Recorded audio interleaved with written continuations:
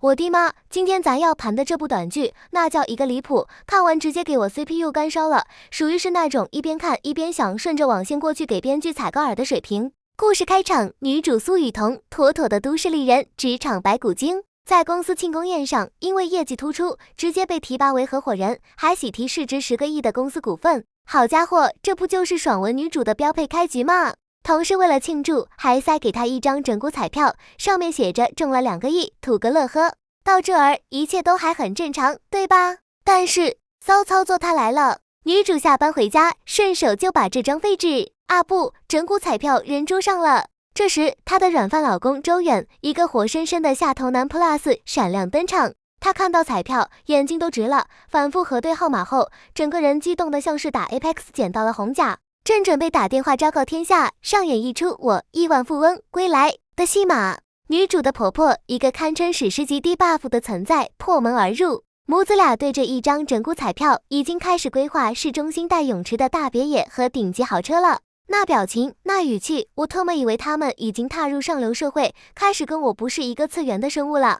女主一看这乌龙闹大了，赶紧想解释，结果这母子俩直接开大。婆婆一把抢过彩票，说这是我们周家的，你一个外人碰都不能碰。老公更是重量级，当场宣布，像你这种下等人已经配不上我亿万富翁的身份了，赶紧离婚，免得分我财产。我直接一个地铁老人看手机，这脑回路是啷个长的？一张彩票就能检验人性？不，这连检验都算不上，这是直接把人性的贪婪和愚蠢糊你脸上。他真的，我哭死。女主月薪5万全上交，买房只写她名字，结果就养出这么个玩意儿。你以为这就完了？不，更逆天的还在后头。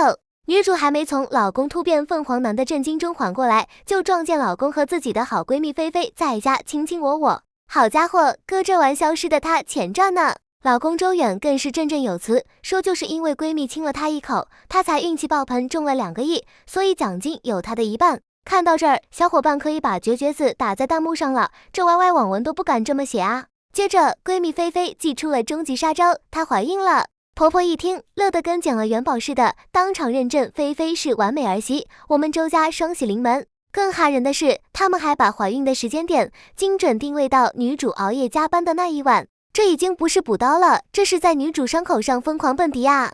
面对这一家子奇葩，女主彻底绷不住了，但她也彻底清醒了。她将计就计，假装要分彩票的钱，逼着周远把当初她出钱买的房子过户还给她，才同意离婚。周远和婆婆呢，沉浸在2个亿的幻想里，觉得几百万的房子算个啥子，简直是经验宝宝看不起新手村装备。于是他们爽快地答应了，火速办完手续，生怕女主分走他们那虚空2个亿。离婚后，这一家子彻底放飞自我啦。周远刷着女主还没停掉的副卡，带着小三和老妈疯狂消费。等卡被停了，这位未来的亿万富翁想都没想，直接找黑龙会的龙哥借了500万高利贷。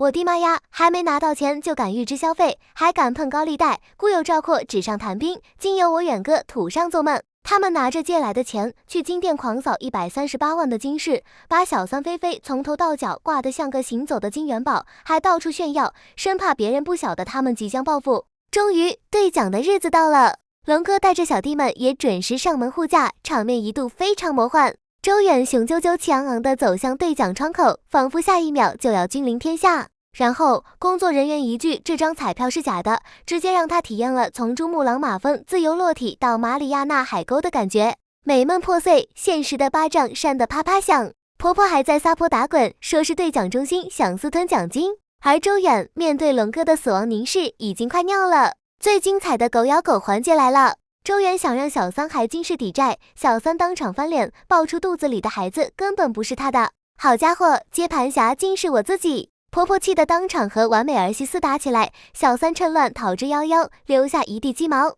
最终，周远和他的老妈被龙哥的人团团围住，看着他们从亿万富翁的幻梦中坠落，背上500万高利贷的悲惨模样，我只想说，这出闹剧堪称年度最佳反诈宣传片，结局极度舒适。